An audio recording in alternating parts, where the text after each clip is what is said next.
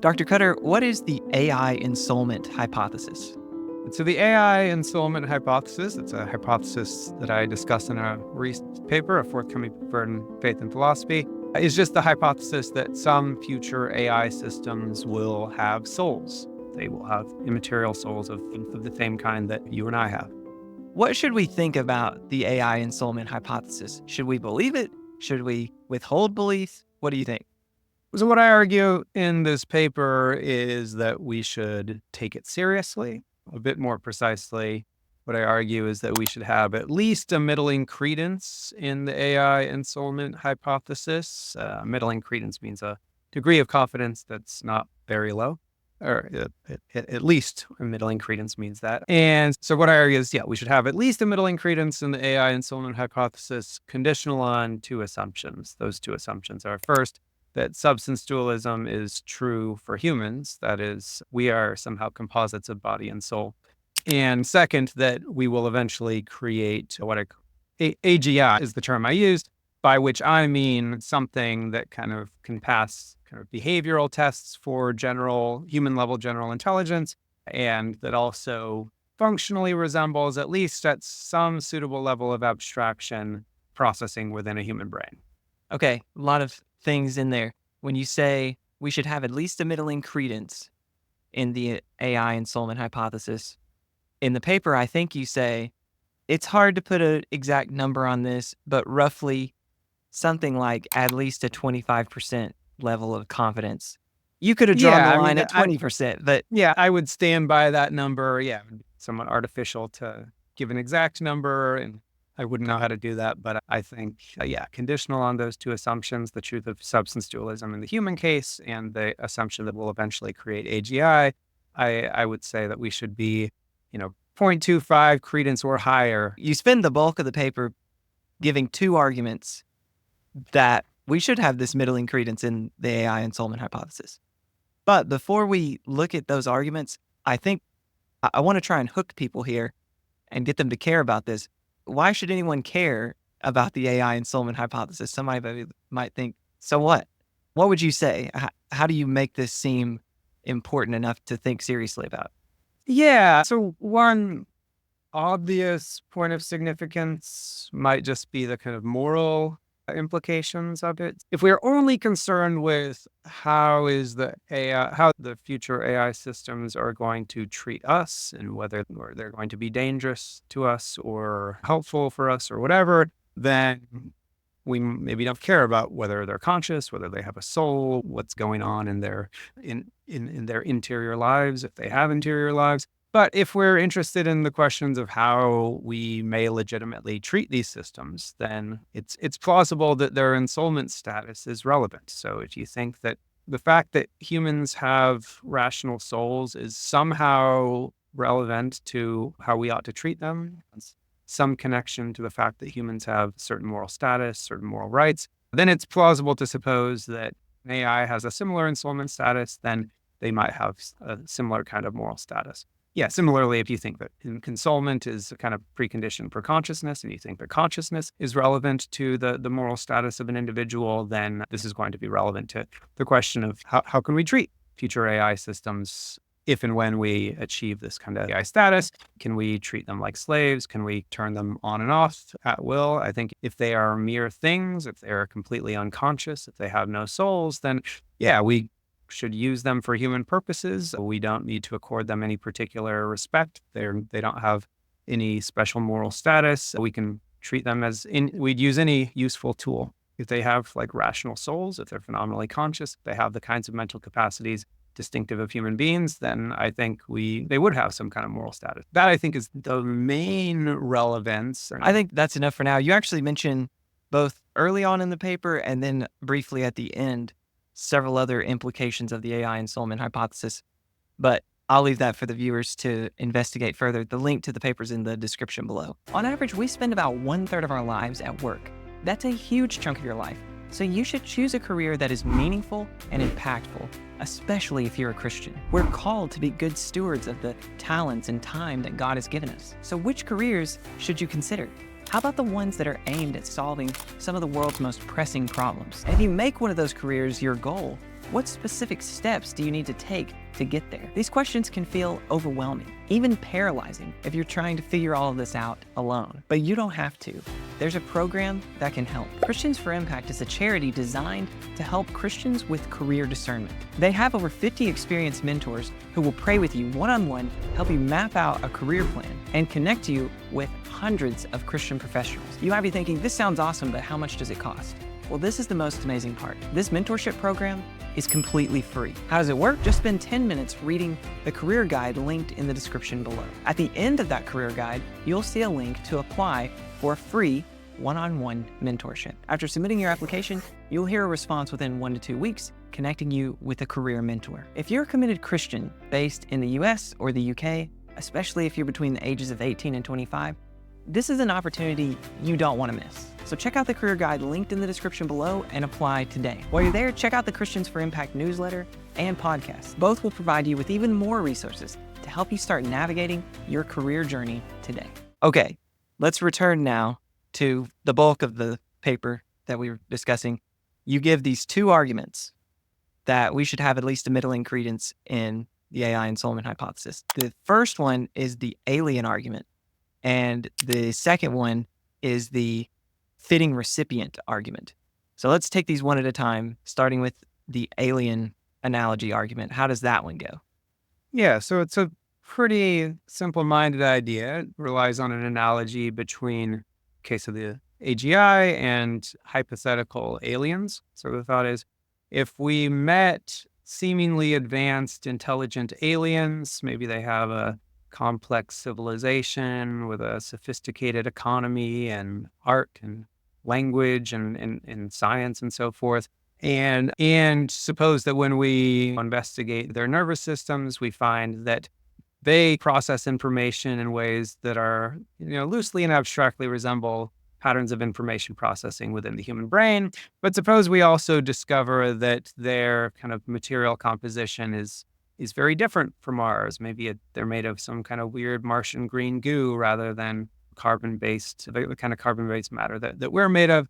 I think, and most people would agree with this, if we were to meet aliens like this, we should not be dismissive of the hypothesis that they have souls, again, assuming that we do. So if you're open to substance dualism being true in the human case, and we encountered aliens like this, then despite the fact that they're made of different sorts of matter than we are, the fact that kind of by behavioral and functional measures, they seem to be intelligent, their nervous systems abstractly resemble ours in consciousness-relevant respects, we should at least be open to the hypothesis that they have souls. That's the first part. And then the second part is just that if we should be open, if we shouldn't be dismissive of the alien ensoulment hypothesis, then we also shouldn't be dismissive of the AI ensoulment hypothesis because the cases are closely analogous. At least prima facie, they're closely analogous. So in both cases, we have systems that in behavioral and functional respects resemble us in kind of ways that are deeply tied to our consciousness in other mental capacities that we think are associated with ensoulment. In both cases, they differ from us in terms of their low-level material constitution. They're made of different kinds of material constitution, but a higher level functional and behavioral similarity. It's at least not immediately obvious why we would be dismissive of the AI ensoulment hypothesis when we're not dismissive of the alien ensoulment hypothesis. So that's the gist of the argument. I want to consider some objections, though it might help to clear a bad objection. You don't mention this in the paper, I think precisely because it's a really bad objection. But I see maybe some sloppy thinking like this in my realm. When I post a video, I'll see things like this. I can imagine somebody might hear that argument. Somebody viewing this video might hear that argument and say, that's a terrible argument. We haven't discovered that there are aliens like what you described. And so you're basing this whole idea that we shouldn't be we should have at least this minimal kind of credence in AI ensoulment, but you're basing that on something that we haven't even discovered. I think that's a horrible objection, but maybe, do you want to say something to address that? Yeah, the claim that I'm making in the paper is just, if we were to create AI systems that pass behavioral and functional tests for human level general intelligence, then we should at least take seriously the hypothesis that they have souls. And the corresponding claim about aliens is similarly a conditional statement that if we were to encounter aliens that satisfy behavioral and functional criteria for human level or greater general intelligence, then we should not be then we should take seriously the hypothesis that they have souls. In both cases, I'm merely making a conditional claim that if we were to encounter systems or creatures of this kind, then this would be the appropriate attitude to take towards their ensoulment status. Yeah, it seems like you can make a conditional claim like that without assuming anything about the truth of the antecedent. And I'm not, maybe I said this sloppily earlier. I said that I'm assuming that we will create AGI, but what I mean is just I'm making a merely conditional claim. If we are going to create AGI, then conditional on that assumption, we should take seriously the hypothesis that they'll have souls. I am not claiming that hypothesis is true. I'm not saying that we should be very confident in that. Happen to have views on that question, but I'm not making any claims like that for the purposes of the paper. Yeah, I think you said it super well. You're making this conditional claim about aliens. You're not saying that this claim is true. I'm saying if it were true, if we did discover this alien civilization that were of the kind that you described, how seriously would we take that they have souls? And it seems like you're saying, it seems like we shouldn't be too quick to just be like, nope, they don't have souls. But then if that's true, then on what basis would we be quick to say AI can't have souls? Something like that. Okay. So now let's get to better objections, I think. So I think you discussed this in the paper. The move to try to make is to point out a relevant difference. You got to find some kind of relevant difference. You go through several potential answers. I don't think we have time in this interview to look at all those, so I'm just going to point people to the paper. But maybe pick one of the most promising sorts of relevant differences you think, and then you can critique that. Good. Or if you think they're all on a par, maybe just pick one and go with that. Yeah, I don't know if I think they're all on a par. One, probably the most common one that springs to mind for people who want to resist the AI Ensoulment hypothesis has something to do with life. So they'll say that what's special about the aliens is that they're alive. This hypothetical AI system is not alive, and it's supposed that life is a precondition on ensoulment.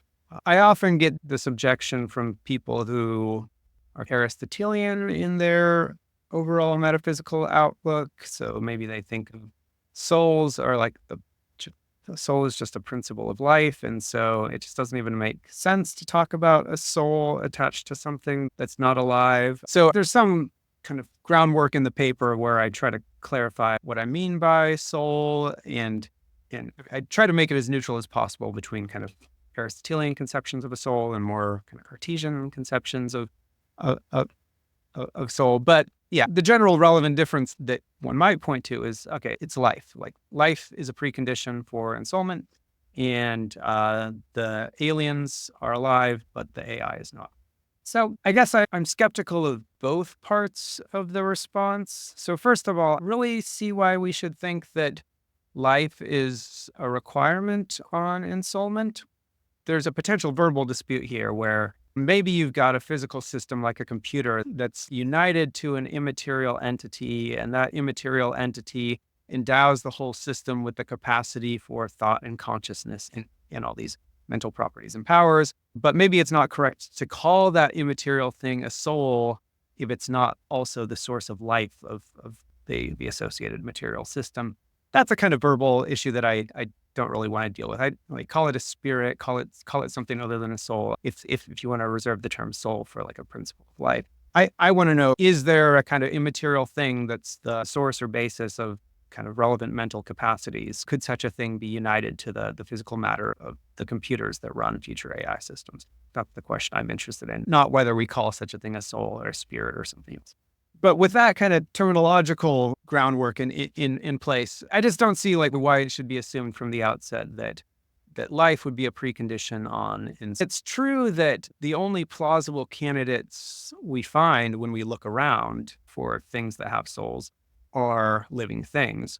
But it's also true that the only things that we find when we look around now that meet the kind of behavioral and functional criteria associated with having a mind are living things. But we're supposing that in the future, we have artificial things that satisfy the behavioral and functional conditions of mindedness.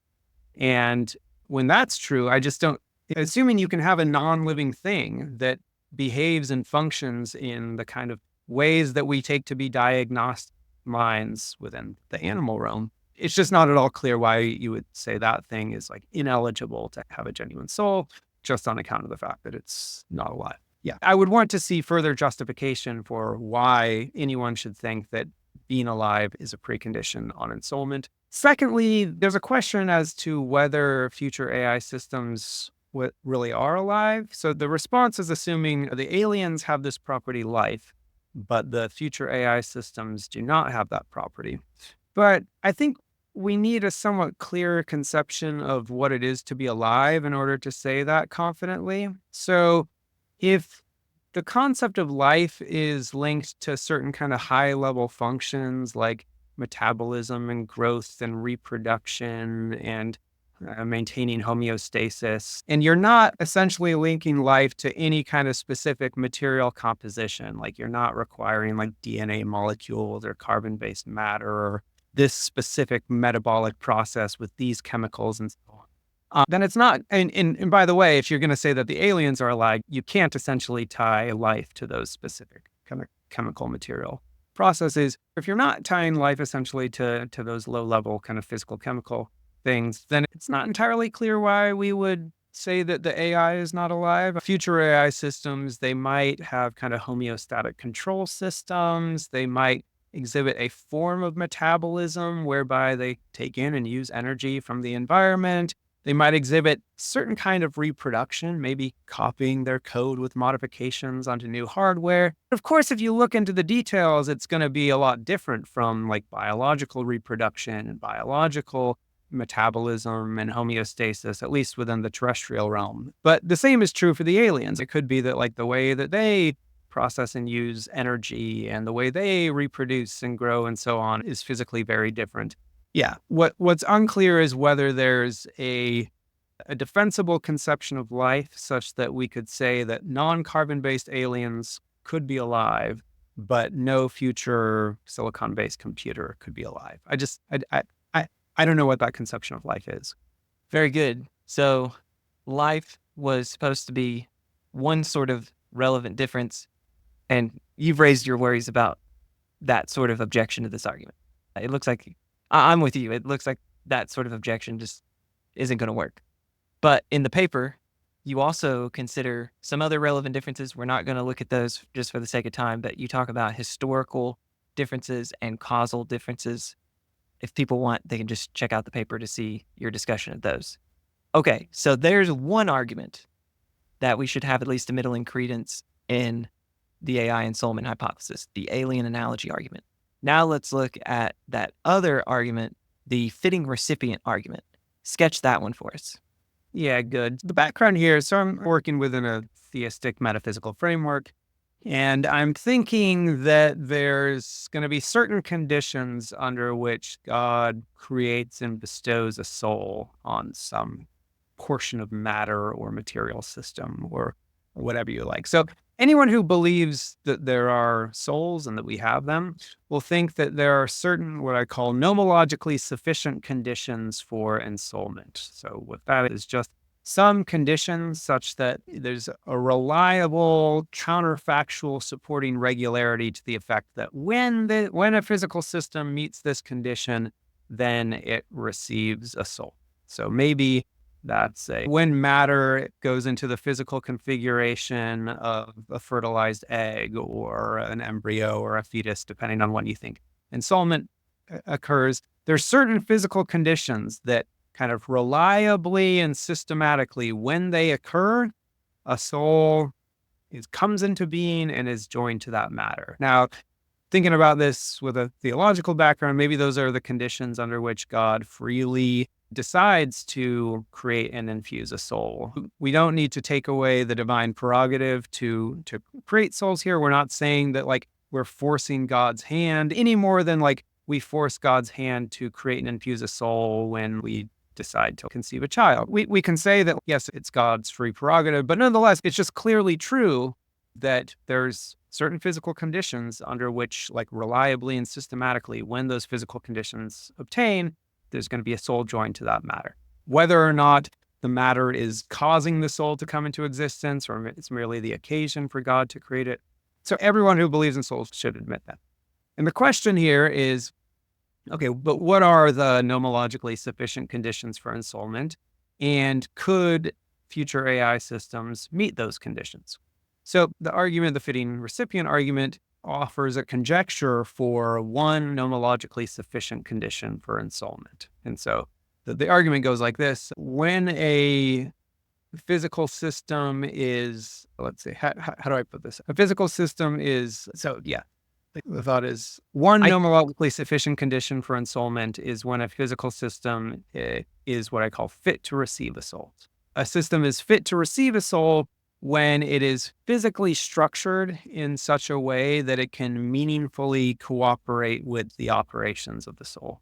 And I try to spell out in some detail what that is, but what that comes to. But the thought is, okay, take the human body and brain as an example. I think that the human body and brain is fit to receive a soul in this sense, in a way that like a rock or a table or most random physical systems are not fit to receive a soul. So why is that? The human brain has a rich set of states that track external facts about the environment that can serve as the direct causal inputs to sensory consciousness. The human brain is joined to a body with a rich behavioral repertoire that can express the subtleties of reasoning and thought in the soul. The human brain has mechanisms for short-term and long-term memory that the soul can draw on in its reasoning processes, and thereby that the human brain can complement the theoretical and practical reasoning operations of the soul. So in all these ways, the human body seems to be very nicely structured to cooperate with the distinctive operations of the human soul, operations like sensation and reasoning and rational choice and planning and so forth. Okay, now the conjecture here is not that being fit to receive a soul in this sense is a necessary condition for ensoulment, but just that it is a sufficient condition for ensoulment. That is, absent special exceptions and miracles and so forth, it's a reliable systematic fact that when a physical system is fit to receive a soul in this sense, that it's physically structured in such a way that it can meaningfully cooperate with the operations of the soul, then that physical system is united to a soul. Something like a law of nature. That's the conjecture. And then the claim is, if we do build AGI systems, if we do create AI systems that meet the functional and behavioral criteria for human-level general intelligence, then they will be fit to receive a soul in exactly that sense. Why? Because what it takes to be fit to receive a soul is purely a matter of kind of behavior and internal functioning. It has nothing to do with kind of low-level material constitution. It has nothing to do with whether you were like intentionally created by humans in a lab or not. It's just a matter of basically your behavioral capacities in your internal functional organization. So on the assumption that humans are fit to receive a soul and that being fit to receive a soul is a purely functional and behavioral matter, then any AI system that is relatively similar to humans in functional behavioral respects will also be fit to receive a soul. And so given what I take to be the plausible conjecture that fitness to receive a soul is a nomologically sufficient condition for ensoulment, it would follow that future AI systems would possess immaterial souls. Yeah, that was clear. Okay, so similar to what we did with the alien analogy argument, what is one objection that you discussed in the paper that you might want to highlight here? So one of the more interesting objections that I consider that makes me not entirely confident in the in the AI ensoulment hypothesis has to do with the fact that digital computers are effectively deterministic systems. This means maybe there's some kind of quantum indeterminism at the microscopic level. Some systems are structured so that indeterminism at the micro level gets amplified to the macroscopic level. So an example might be a Geiger counter, where whether an atom decays, that's a microscopic event, will determine whether the Geiger counter makes a click or not. That's a macros event. And there's some speculation that maybe the human brain is a quantum amplifier in this respect. So maybe certain kind of microscopic processes in the dendrites and the synapses can amplify quantum level indeterminism into indeterminism at the scale of like macroscopic behavior. But it's just a fact about how at least current digital computers are constructed that they are definitely not quantum amplifiers in this sense. They are intentionally, deliberately structured in such a way that kind of low-level microscopic noise and chaos and indeterminism gets washed out and is not reflected in any significant indeterminism at the macroscopic scale. Okay, why is this relevant? My thought is it could be that in order for a physical system to be fit to receive a soul with powers of incompatibilist freedom is just a kind of free will that requires the truth of non-determinism. It could be that in order for a physical system to be fit to receive a soul with powers like that, it has to be a physical system that's not effectively deterministic at the macro scale. Why? It's plausible to think that if you're going to have meaningful free choice that governs free action, there should be some kind of indeterminism at the macroscopic scale of your gross bodily movements. And if you were to, now here's the part of the argument that gets a little bit sketchy, but the rough thought might be the only way in which a soul could induce indeterminism at the macroscopic behavioral scale would be to do violence to the physical structure of the computer, which is like intentionally and by design structured in such a way as to wash out all the low-level indeterminism. And so maybe that would make future computers unfit in some good sense to receive souls with the kinds of mental powers that our souls have.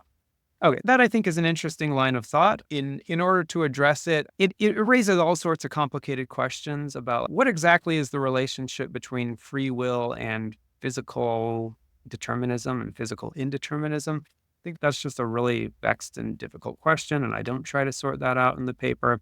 But I say a couple things in response. So one is, even if this shows that digital computer wouldn't be fit to receive a soul that's relevant, that has all the kind of same suite of powers that our souls have, including powers of incompatibilist free choice, I wouldn't rule out the hypothesis that they would be fit to receive souls of some interesting kind, maybe souls with compatibilist style agency, or however you want to describe this. Some kind of agency that's not full-fledged free and responsible agency, but is still some kind of rational agency.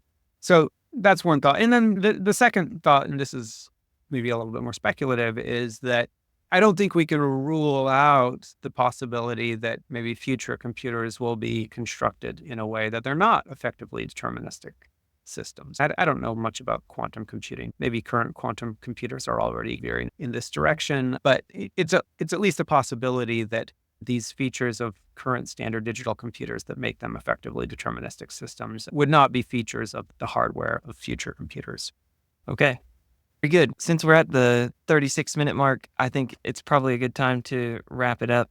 But here's what my viewers hopefully got. They saw that it's not so terribly, how do I want to put it? They shouldn't just immediately hand wave off, AI will never have a soul. This is a dumb question. We shouldn't even think about it. As long as you take substance dualism seriously, and as long as you take seriously the idea that behaviorally and functionally, AI can do things, either they already can, or that's not so far off. They can do things that humans do to a significant degree. If you take those things seriously, then it looks like you should take seriously the idea that AI can be ensouled. Now, you mentioned at one point, maybe before we wrap up, I'll ask you this. You mentioned at one point in the paper that though you say at least a middling credence, meaning for you at least 25% likely, you do say though that you don't really think that it's much higher than that. Now, you are a substance dualist from what I can tell, so you don't cast doubt on that assumption. I guess that's what I wanna know. Is it that you have doubts about our ability for AI to behaviorally and functionally do what we do? Or is it that you don't cast doubt on either assumption? You think both assumptions are quite plausible, and you just have additional reasons for thinking, "Eh." Yeah, good. Yeah, I am inclined to accept substance dualism in the human case. I'm more agnostic on the point about whether we will create AGI. I think that's a serious possibility. Pretty close to 50-50 that will occur within my lifetime. But yeah, so not super confident either way. But yeah, but even conditional on those, yeah, I'm not extremely confident that future AI would have souls. And partly that's just because it's these questions about what are the nomologically sufficient conditions of ensoulment are just really hard to know. And we don't have good scientific ways of investigating that. And I don't see how confidence would be warranted one way or the other on whether if we created behaviorally and functionally human-like AI, whether it would have a soul, especially if you think it's God's prerogative to create and infuse souls when and where he chooses. And we know at most that he has a kind of general policy of doing that in human beings at or around conception.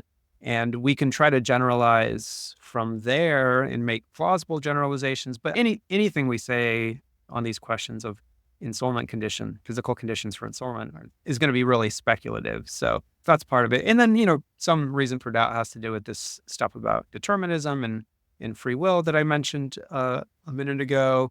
And also just the relevant differences that I look at, the candidate relevant differences between aliens and in AI systems. Basically, what I do in the paper is I go through all of them and this isn't a good reason to dismiss the hypothesis of alien ensoulment.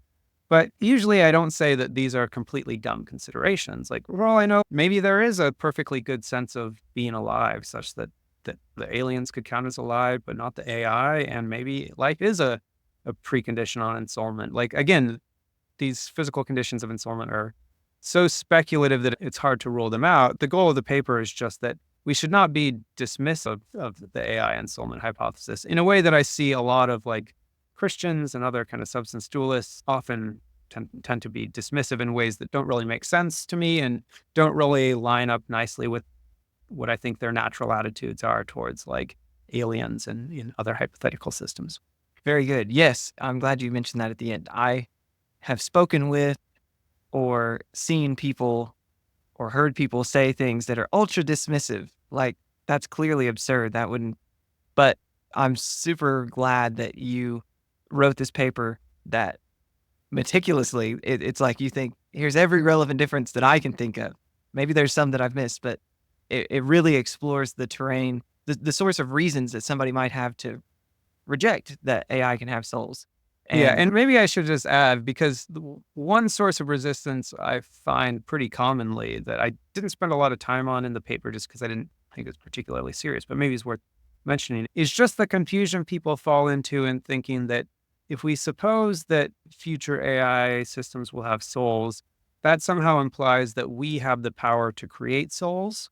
And that's thought to be problematic because only God can create souls. But on the paper is like, no, that the claim here is like, we are not the ones creating the soul. Let us assume that God and only God has the power to create souls. What we are doing is creating the physical conditions that are at least the occasion for God to create a soul in just the way that we would be if we were to like create in a laboratory a human embryo or something physically identical to a human embryo from scratch and then let it like gestate in an artificial womb. I assume that such a thing would receive a soul, even though it's like at least the physical part of the embryo is created by us. So you can say that without saying that like we have the power to create souls. What we have the power to do is create physical conditions that are at least the occasion for God to do so. So maybe that will, I don't know, weaken some resistance of some of your listeners towards the basic idea. Yeah, no, you do say some of that in the paper. I know. I actually I didn't realize that Turing Yeah. was aware of that sort of objection, and he wrote like he gave a response to it in some of his writings. I thought that was Yeah, in fact, the fitting recipient argument is inspired by some very brief and pretty flippant remarks he makes in the paper Computing Machinery and Intelligence. He's basically like indulging these theistic assumptions for the sake of argument. He doesn't accept them, but I think he says some pretty sensible things there. yeah. Well, thank you so much, Dr. Cutter, for doing this. I really appreciate your time. Yeah, thanks for having me.